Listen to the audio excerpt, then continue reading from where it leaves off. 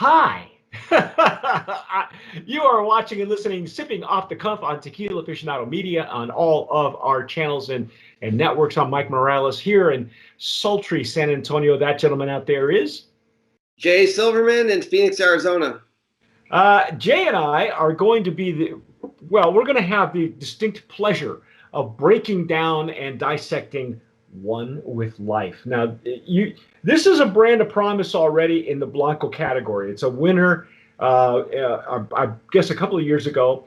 They're wonderful people, Lisa Alovich and her team at Owl Tequila, One with Life. This is their brand new. This is brand new. This is an extra añejo. And I'm really anxious to try this one, just because I'm such a big fan of the distillery. Las Americas is where they make this tequila.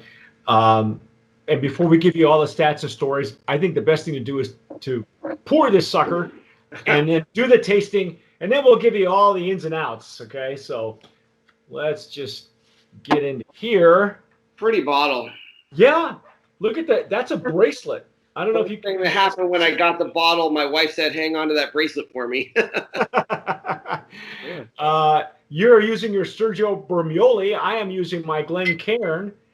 Wow. I mean, this is an extra añejo, so there's no sense in not being overdressed, right? with the crystal. And you can see, I don't know if you guys can see that there's a little owl. It's almost like is this beaded? It's like beadwork, isn't it? Oh, yeah. It's like some kind of fancy beadwork that you would. It's got a nice little souvenir for you. Yeah. I like that color. That blue is so pretty too. They give you these nice coasters. I'll use that color. Yeah, they got coasters and hats, and we got some really cool tchotchkes. A pinch, a little sanitizer. Well, very essential in these days.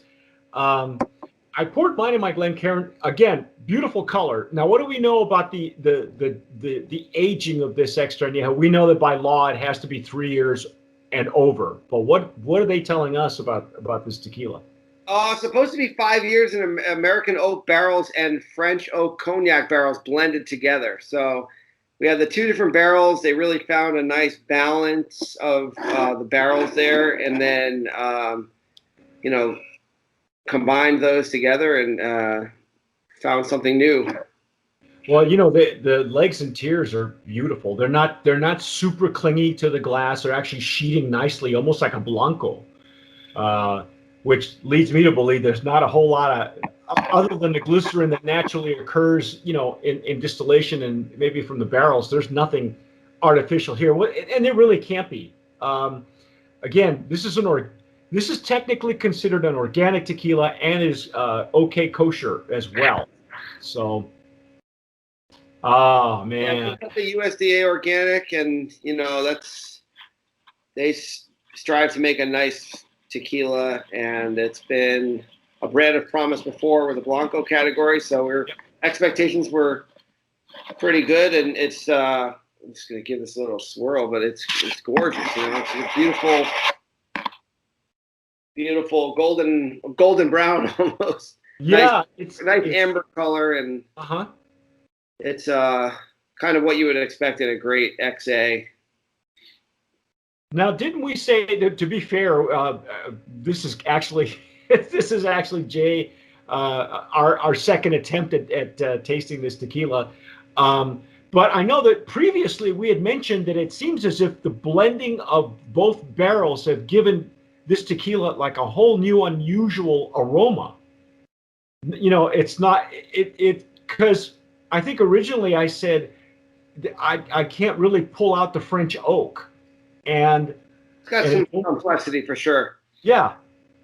The funny thing was, the next day after I tasted it, I normally don't wash my glassware. I like to go back and revisit, and smell if there's something else that I can pull out.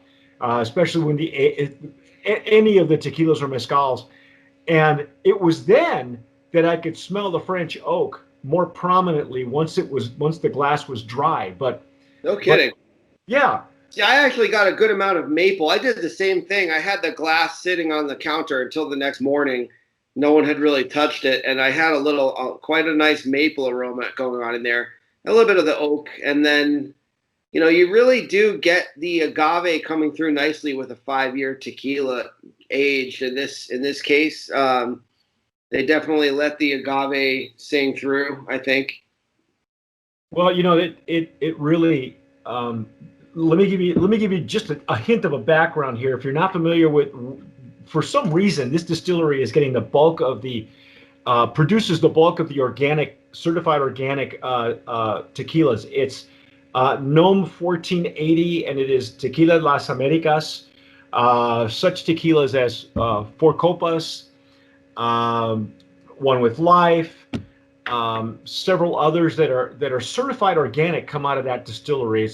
It's almost exclusive, and they are certified by BioAgricert, which also gets the bulk of their certification. So if you've ever seen any pictures from if you check out One with Life, they have pictures of the agave before they turn it into their Blanco, and the pinas are huge. Oh yeah. So they're very proud of this of the way they grow. They're agave growers, obviously. So they want to make sure that what they're doing is enhancing the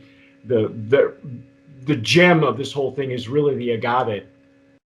Yeah, Lisa Elovich, I think she started this brand, let's say maybe around 5-6 years ago. I think so, yeah. And I remember when they kind of first hit the market in New York.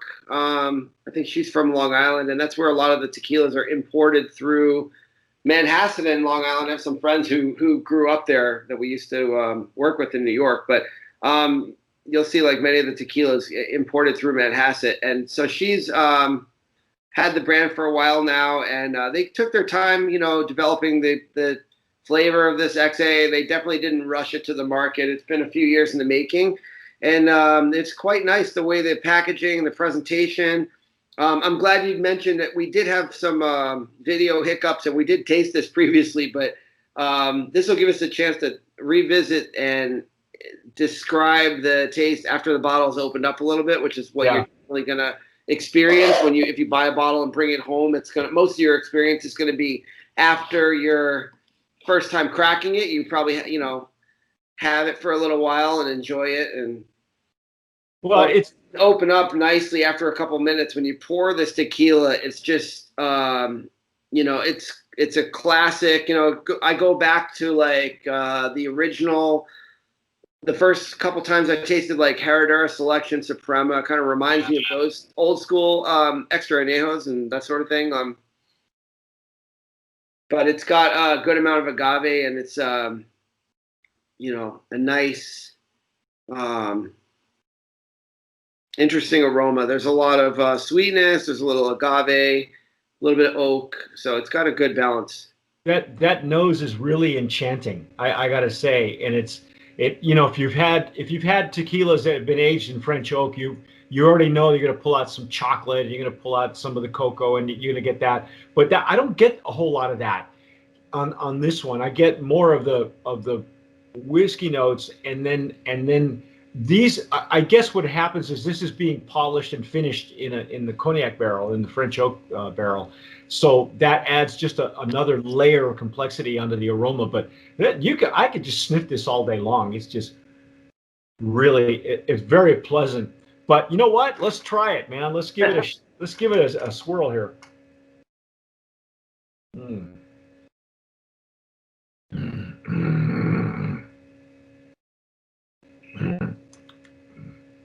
Oh yeah. Oh my.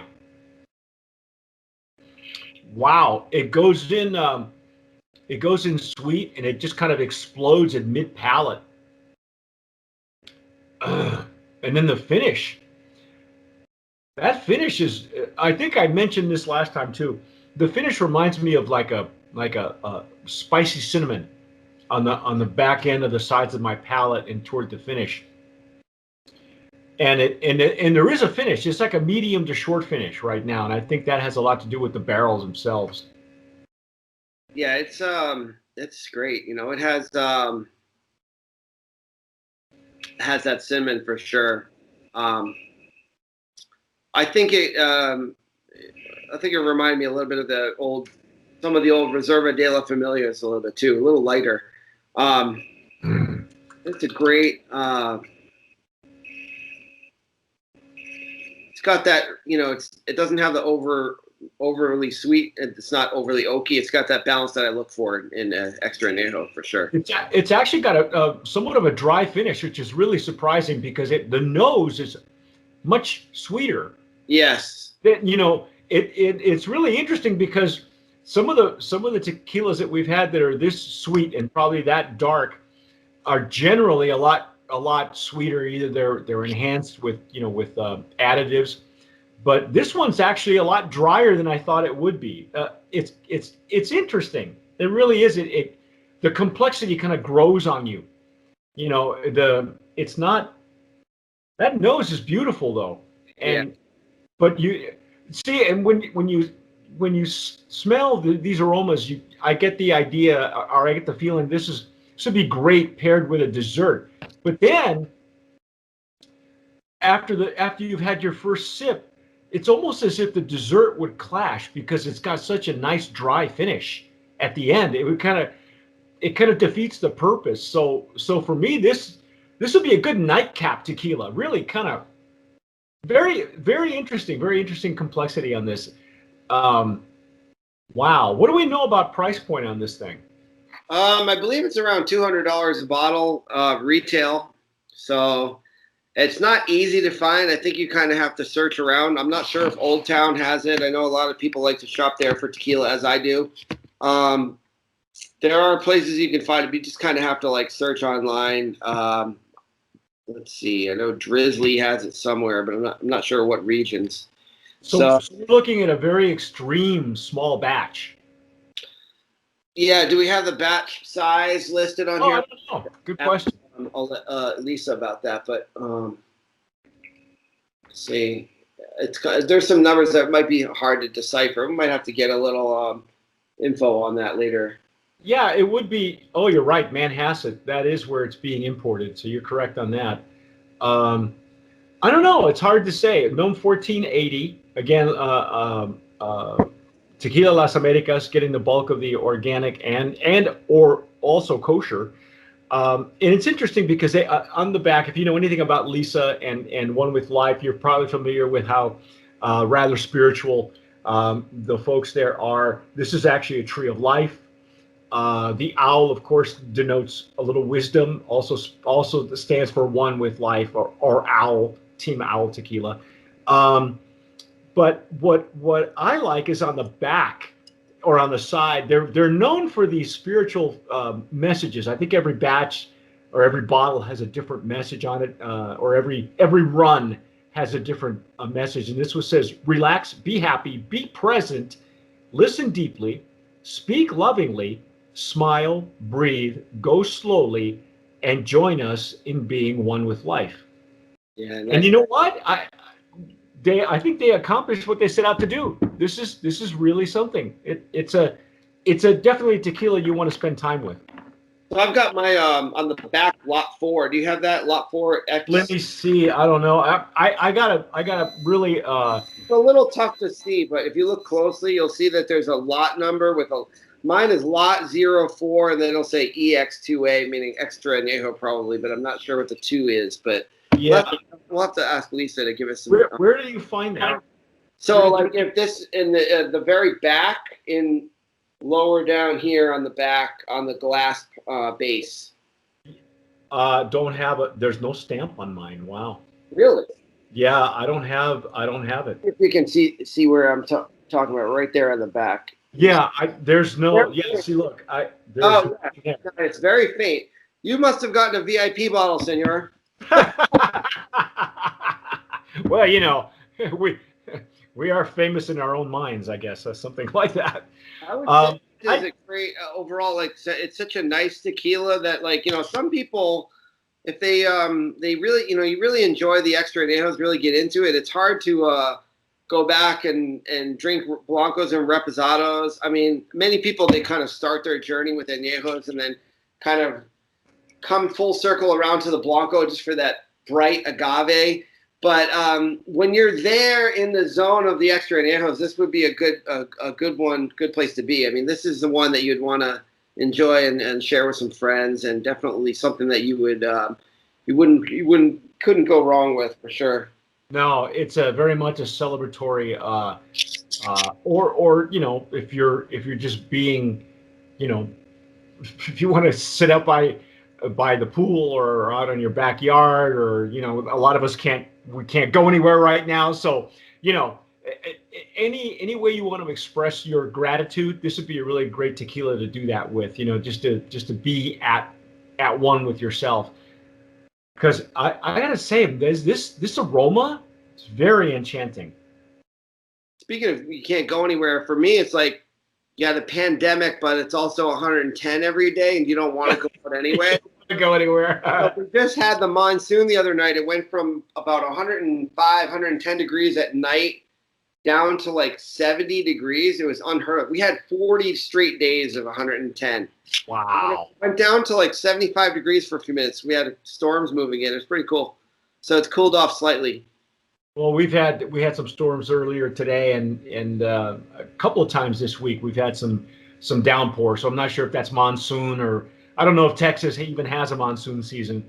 It's always warm. We Texas has two weeks out of the year where it's really cold, and it's never in the same month. You get 1 week in January, 1 week in February, and everything at the end of February starts to bloom. So spring comes early in Texas. But hey, you know what? I'm going to say it. Brand of Promise nominee in the Extra Añejo category. It's a lovely tequila. Go find yourself. That is One with Life. We want to thank Lisa Elovich and Team Owl for letting this happen for myself and Jason. Yeah. Please look for it. Hopefully it'll be a little bit more widespread available, but it's a bit pricey, but it's worth every penny. I can't say enough about it. It's beautiful. Anyway, that's our take on One with Life Extra Añejo. You've been watching and listening to Sipping Off the Cuff on Tequila Aficionado Media on all of our channels. Again, I'm Mike here in San Antonio. That gentleman out there is Senor Silverman, Jay Silverman. Senor Silverman on YouTube and on Instagram. Yeah. What's your YouTube and Instagram? What's your handles there? Senor Silverman. So Senor Silverman. So if you're subscribed to us, look up Senor Silverman, because he's this mixologist extraordinaire. Just beautiful recipes and kind of a lot of fun and very creative.